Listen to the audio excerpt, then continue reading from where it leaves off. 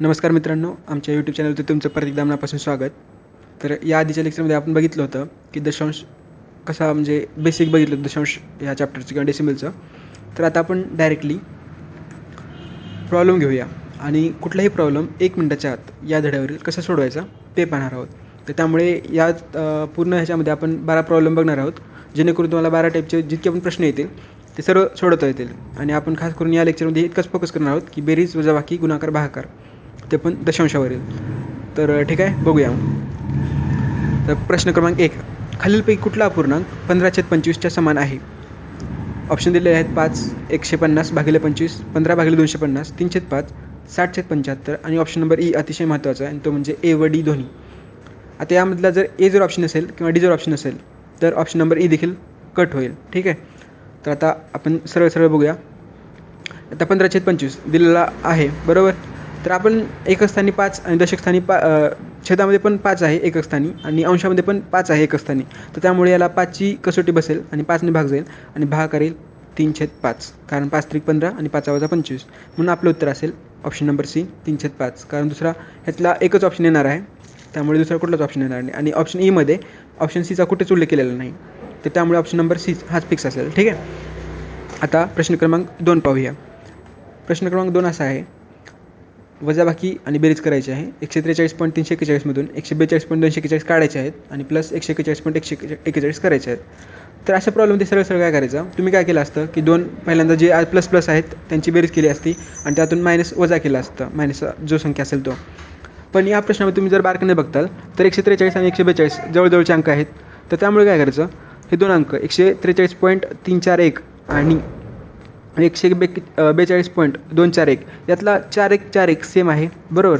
2 आणि 3 आणि 142 आणि 143मध्ये फक्त 1चा फरक आहे. तर यांची वजाबाकी करायची फक्त सरळ. तर ती वजाबाकी येईल 1.1, बरोबर. आता जी आपलं उत्तर आलेलं आहे ते उत्तर सरळ 141.141मध्ये मिसळून टाकायचं, म्हणजे अधिक केलं तर आपलं उत्तर काय येईल 142.241. बघा, आपण जर सरळ मार्गाने गेलो तर वेळ किती कमी लागतो, आणि तेच जर तुम्ही या 2 अंकाची बेरीज आणि नंतर तिसरा अंक वजा केला असता तर तुम्हाला किती वेळ लागला असता. विचार करण्याची गोष्ट आहे, म्हणून आम्ही सरळ मार्ग दाखवतो तुम्हाला. फक्त तुम्हाला काय करायचं, तो मार्ग सतत अप्लाय करायचा आणि त्याची प्रॅक्टिस करायची, इतकंच. ठीक आहे, तर आता प्रश्न क्रमांक 3 बघूया. 5555.55 वजा 44.44 ठीक आहे, हा प्रॉब्लेम देखील सोपाच आहे. तर तुम्ही जर बारकाईने बघाल तर 5 आणि 4 आणि नंतर 3 फक्त प्रत्येकामध्ये 1चा फरक आहे. तर या ठिकाणी पण तुम्ही तेच करण्यापेक्षा, म्हणजे 5+3 8 करून नंतर 4 वजा करण्यापेक्षा डायरेक्टली 5मधून 4 निघत आहेत, तर 1111.1111 असं उत्तर येईल, बरोबर. आणि ते फक्त 33.33.33मध्ये मिसळून टाका, तर सरळ आपलं उत्तर येईल 44.44 म्हणजेच 4444.4444. ठीक आहे, आता प्रश्न क्रमांक 4 बघूया. आता यामध्ये गुणाकार करायचा आपल्याला. 4444 गुणिले 0.0001 गुणिले 2 बरोबर किती. तर या ठिकाणी काय करायचं, तर सगळ्यात महत्त्वाचं हेच करायचं की पॉईंट नाही आहे असं इमेजिन करायचं. म्हणजे दिलेल्या प्रश्नामध्ये पॉईंट नसला तर आपण हा प्रश्न कसा सॉल्व केला असता, तर 4444 गुणिले 1 गुणिले 2 हा गुणाकार आपण आधी तोंडी करू. ठीक आहे, कारण 4ला जर 2 न गुणलं तर 8 येतं, तर त्यामुळे आपलं उत्तर असेल 8888. आता यामध्ये मात्र पॉईंट टाकायला विसरायचं नाही. दिलेल्या प्रश्नामध्ये एकक, दशक, शतक, हजार असं म्हणजे 4 पॉईंट अलीकडं आहे, 4 स्थळ आधी पॉईंट आहे. तर आपल्या उजव्या हाताकडून उत्तराच्या 4 स्थळ आधी पॉईंट द्यायचा फक्त, म्हणून आपलं उत्तर असेल 0.8888. ठीक आहे, आता प्रश्न क्रमांक 5 पाहूया. 28.82 वजा 13.31 अधिक 41.14 बरोबर किती. तर या प्रकारच्या प्रॉब्लेममध्ये काय करायचं, आता आधीसारखं तरी तर जमणार नाही, कारण आकडे जवळ पण नाहीत, जरा लांबच आहेत. तर या ठिकाणी काय करायचं, फक्त एकक स्थानचे अंक जे पण आहेत आडवी वजाबाकी आणि आडवी बेरीज तोंडीच करायची डायरेक्टली. असं 28.82मध्ये तुम्ही 41.14 मिसळलं असतं, पण तसं करण्यापेक्षा तुम्ही सिम्पल आम्ही जो सांगतोय तो मार्ग निवडा, म्हणजे तुम्हाला जेणेकरून लवकरात लवकर पोहोचता येईल. 2मधून 1 गेला. आता एकक स्थानचे अंक बघा, 2, 1 आणि 4 आहेत, पण 2 आणि 4 हे प्लसमध्ये आहेत आणि 1 जो आहे तो मायनसमध्ये आहे. तर त्यामुळे काय करायचं, 2मधून 1 गेला, एकक स्थानचे अंक म्हणतोय, तर त्यामुळे काय होईल, फक्त 2मधून 1 गेला, 1 राहिला. आता तो 1 4मध्ये टाकला तर आपलं उत्तर येईल 5. एकक स्थानी आपल्या उत्तराच्या 5 येईल. आता दशक स्थानचा अंक घ्या. 8मधून 3 गेले, 5 राहिले. 5मध्ये 1 मिसळा 6. अगदी त्याच प्रकारे जर इतर कॅल्क्युलेशन केले तर आपलं उत्तर सरळ सरळ येतं 56.65. ते पण 30 सेकंदाच्या आत. ठीक आहे. आता पुढचा प्रश्न बघा. Question number 6. 52 अधिक 21.0.3 प्लस 0.11 बरोबर किती? प्रॉब्लेम सोपा आहे. यामध्ये तुम्ही जर बारकाईने जर ऑब्झर्व केलं तर पॉईंटच्या पुढे काय येईल? 3 आणि पॉईंटच्या पुढे 11 आहे. तर या दोघांची आधी बेरीज केली असती मी जर तुमच्या ठिकाणी असतो तर, आणि ते पॉईंट 41 आलं असतं. आता 52 आणि 21 73 होतात. तर 73.41 तोंडी उत्तर येतं आणि ते पण 10 सेकंदाच्या आत. पुढचा प्रश्न. प्रश्न क्रमांक 7. 40 गुणिले 10 गुणिले 0.003 बरोबर किती? तर या प्रकारच्या प्रॉब्लेममध्ये देखील पहिला प्रॉब्लेम आपण एक या आधीचा घेतला आहे. तर त्याप्रमाणे करायचं. काय करायचं? यामध्ये पॉईंट नाही असं मेजन करा. तर 3 गुणिले 1 3 येतं आणि त्याच्यानंतर 3 गुणिले 4 12 येतं. म्हणजे 12च्या पुढे किती शून्य येतील? 2 शून्य येतील. बरोबर. मात्र आपला पॉईंट 3 स्थळ आधी आहे. तर त्यामुळे काय करायचं? 12च्या पुढे जे 2 शून्य होते ते 2 शून्य तर कटतीलच, पण 12मध्ये एक ठिकाण सोडून पॉईंट येईल. म्हणजे अर्थातच 2च्या अलीकडे. म्हणून आपलं उत्तर असेल 1.2. आता हे जर गोष्टी तुम्हाला समजत नसतील तर तुम्ही लिहून देखील ट्राय करू शकता. फक्त करायचं काय की गुणाकार करायचा, नंतर पॉईंट किती स्थळ आधी आहे ते बघायचं आणि तो गुणाकारामध्ये ॲड करून टाकायचा. ठीक आहे.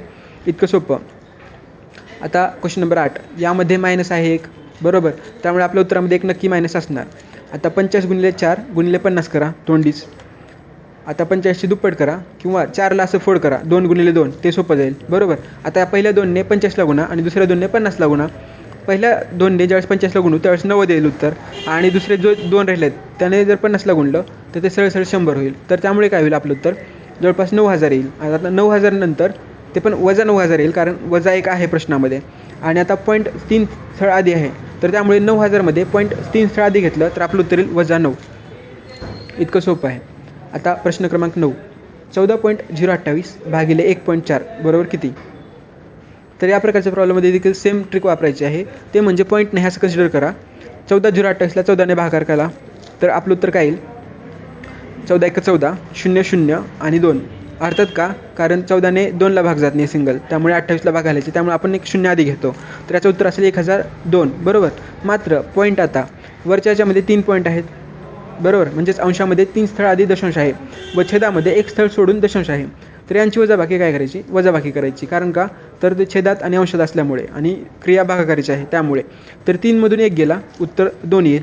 त्यामुळे तितक्या स्थळ आधी आपल्याला दशांश द्यावा लागेल. म्हणून आपलं उत्तर असेल 10.02. समजलं? आता पुढचा प्रॉब्लेम बघूया. Question number 10. आता या प्रकारचे प्रॉब्लेम ज्यांचं बॅकग्राऊंड सायन्स नसेल त्यांना जरा अवघड जातात आणि फक्त हे मात्र फार सोपे असतात प्रॉब्लेम. तर त्यांच्यासाठी आम्ही हा प्रॉब्लेम घेतलेला आहे. आणि तो म्हणजे आता बघा, पॉईंट नाही असं कन्सिडर करा या आपण प्रकारच्या प्रॉब्लेममध्ये. तर 13ने 52ला भाग जातो. तर 13 चौक 52, 13च्या पाड्यात 4दा गुणलं 13ला, 13 4ने गुणलं तर 52 येतं उत्तर. म्हणजे सरळ सरळ 52ला खालच्या जो छेदामध्ये 13 गुणिले 4 आहे त्याने कट करा, तर उत्तर सरळ सरळ 40 येईल. आणि आता पॉईंट खाली पण एक आहे, वरती पण एक आहे, मग त्यामुळे पॉईंट कट होतील. म्हणून आपलं उत्तर फिक्स तेच राहील. म्हणून आपलं उत्तर आलं 40. कॅल्क्युलेशन करत बसायचे नाहीत. जर संख्या तुमची प्रॅक्टिस जर चांगली असेल तर तुम्हाला प्रश्न बघितलं उत्तर इतकं 1 2 3 सेकंदामध्ये जास्तीत जास्त हे उत्तर येऊन जाईल. पुढचा प्रश्न बघूया. प्रश्न क्रमांक 11. 17.28 गुणिले 51.2 भागिले 14.4 गुणिले 1.2 गुणिले वजा 0.64 गुणिले 0.08. आता तुम्ही जर बारकाईने बघताल तर एक वजा आहे आपल्याकडे, त्यामुळे आपल्या उत्तरामध्ये वजा फिक्स येणार आहे. ठीक आहे. ही गोष्ट लक्षात ठेवायची, फक्त लिहित बसायची नाही. त्यानंतर करायचं काय? तर त्यानंतर आता 1728 म्हणजे 17.28. आता पॉईंट नाही आहे या प्रश्नामध्ये असं कन्सिडर करायचं. तर 1728 कशाचा तरी वर्ग किंवा घन नक्कीच असणार. कशाचा आहे? 12चं घन. एकक स्थानी 8 असल्यामुळे तो कशाचा ना कशाचा 2चाच घन असणार. म्हणजे एकक स्थानी 2 आलाच पाहिजे, म्हणजे तो 12चाच घन असणार. हे कन्सिडर डोक्यामध्ये करायचं. तर आता 12चं घन 1728 एक्झॅक्टली आहेच. तर त्यामुळे काय करायचं? आपण ह्याला सोप्या भाषेमध्ये लिहून घ्यायचं. म्हणजे थोडं 1728ला 12 गुणिले 12 गुणिले 12. ठीक आहे. तर गुणिले 512 कशाचा घन आहे? 8चा घन आहे. तर त्यामुळे 8 गुणिले 8 गुणिले 8 भागिले आता खालचं जे 144 राहिले तर त्याला 12चा वर्ग आहे तो, त्यामुळे 12 गुणिले 12 केलं. तर दुसरा एक 12 ऑलरेडी दिलेला आहे, तर त्यामुळे 12 जसं तसं लिहिलं. त्यानंतर गुणिले 0.64 आहे, तर त्याला देखील 8 गुणिले 8 लिहू शकतो आपण. तर त्यामुळे काय होईल? एकच 8 राहिला आहे, तर तो देखील 8 लिहून घेतला छेदामध्ये. आता वरच्या संख्या आणि खालच्या संख्या तुम्हाला सेम दिसत आहेत, त्यामुळे गुणाकार भागाकार केला तर उत्तर एकच येईल सरळ सरळ. पण आता पॉईंट राहिले आपल्या लक्षात घ्यायचं. वजाचे चिन्ह द्या 1च्या अलीकडे. आता पॉईंट किती आहेत मोजा. वरती 3 आहेत आणि खाली किती आहेत 1 2 2 4 आणि 2 6. खाली 6 पॉईंट आहेत आणि वरी 3 पॉईंट आहेत. तर खालचे 6 वरी गेले तर प्लस होतील. आता 6मधून जर 3 गेले तर 3 प्लस राहतील. त्यामुळे काय करायचं तर 3 शून्य एक्स्ट्रा ॲड देऊन टाकायचे. यामुळे आपलं उत्तर असेल -1000. आता शेवटचा प्रश्न, क्वेश्चन नंबर 12. तर प्रश्न क्रमांक 12 काय आहे बघा. 44 × 55 × 3.3. तर तुम्हाला कमीत कमी माझ्या तरी मते सध्या जर तुम्ही सोडवायला घेताल तर 1 ते 1.5 मिनिट आरामशीर लागेलच. कारण का तुम्ही काय करताल 44ला 55ने गुणताल, त्यानंतर 3.3ने गुणताल किंवा मग 33ने गुणाल आणि पॉईंट 1 अलीकडे देताल. पण आम्ही जे सांगतोय ती मेथड वापरा आणि तुमचा वेळ खूप वाचवा. ठीक आहे, कसं ते बघूया. तर आता 44ला आपण 11 × 4 लिहू शकतो, 55ला 11 × 5 लिहू शकतो आणि 33 3.3. आता सध्या पॉईंट कन्सिडर नका करू, फक्त 3.3ला 11 × 3 देखील कन्सिडर करू शकता. बरोबर. तर एक्झॅक्टली आपण हेच करणार आहोत. आता याने काय होईल बघा फायदा, की 11 3 वेळेस आले त्यामुळे 11चा गणित तुम्हाला पाठ असणारच 1331.